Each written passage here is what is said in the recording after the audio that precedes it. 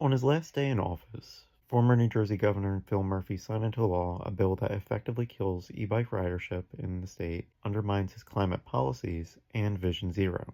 In the grand scheme of things, this is pretty minor.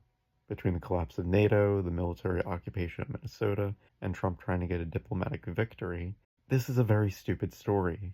This new law bans everyone under 15 years old from riding e-bikes and requires e-bike riders to have a driver's license, register their e-bike with the Motor Vehicle Commission, and have liability insurance for the bike. Not only was this law bad and controversial, it is so out of step with the rest of the world and frankly the opposite direction of where we need to go.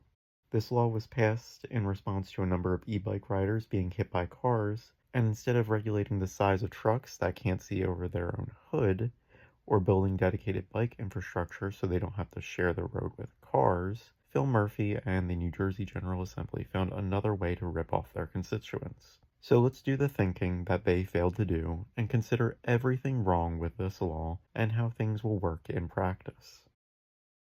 First, this new law creates three classes of e-bike that do not match the standard e-bike classes and muddies the water. Normally, a Class 1 e-bike can travel up to 20 miles per hour and it has only pedal assist. Class 2 also travels up to 20 miles per hour, but also can have a throttle, and Class 3 can travel faster than 20 miles per hour. Under the new regulations, a low-speed electric motorized bike is the same as a Class 1 e-bike, and the Class 3 e-bikes fall under the category of motorized bicycles, but it's up in the air where Class 2 e-bikes fall under this regime, as the third category only covers electric motorcycles. So I'm not sure where a normal Class 2 e-bike will fit under this new law, but I'm sure the police will enforce it very fairly and respectfully. Something that stuck out to me as weird, corrupt double standards is that there are different regulations for bike share programs than normal people, which exempt the bike share programs from requiring driver's licenses or insurance. This law also doesn't apply to e-scooters, but I'm sure Mikey Sherrill will fix that when the state needs to scrounge up some change. So how is this going to get enforced? I live in a small Pinelands village where many residents travel around town on dirt bikes, quads, bobcats, and other ATVs, despite the many signs reminding people that they legally cannot ride them on the street. The cops don't like it, and in fact they used to chase down people who rode off-road vehicles on the street, but they had to stop after their chases kept causing gruesome accidents. So it's very likely that this law goes, if not completely unenforced, then at least sporadically enforced, and only people who actually pay registration fees and insurance are the rubes. Despite this, it will likely hurt e-bike adoption and usage because nobody wants to pay hundreds of dollars a year in insurance and registration fees to ride a bike. If anything, the people who will be hit the hardest are the bike dealers and repair shops in New Jersey. Why buy an e-bike in New Jersey when you'll be required to get insurance when you could just buy one in Delaware and hope New Jersey doesn't notice your bike? But will this law stop accidents involving e-bikes?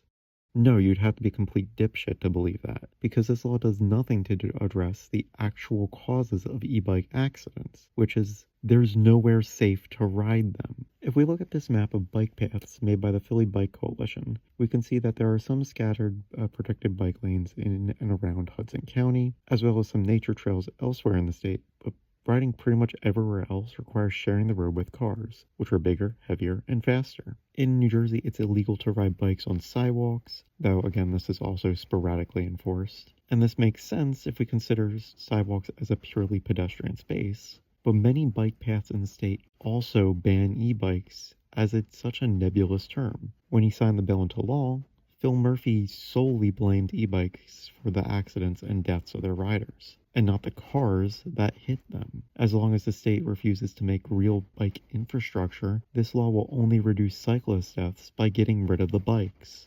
A few years ago, the state passed a law that theoretically improved bike safety by requiring cars to stay at least 4 feet from pedestrians and cyclists, slowing down when passing, and stopping if they cannot.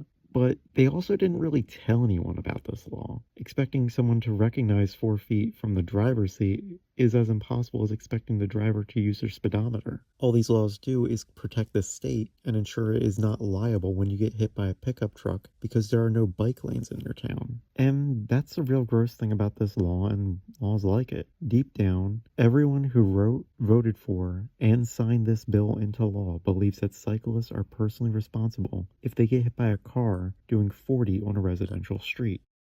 This law also serves as a good post-mortem on Phil Murphy's time as governor, and I couldn't think of a more fitting turd to go out on. Phil Murphy is the governor who made this NJ Transit's Summer of Hell an annual occurrence. He's the governor who widened the turnpike, while at the same time he also raised NJ Transit's fares multiple times over the last year. When he was originally elected, Phil Murphy promised to make New Jersey more like California.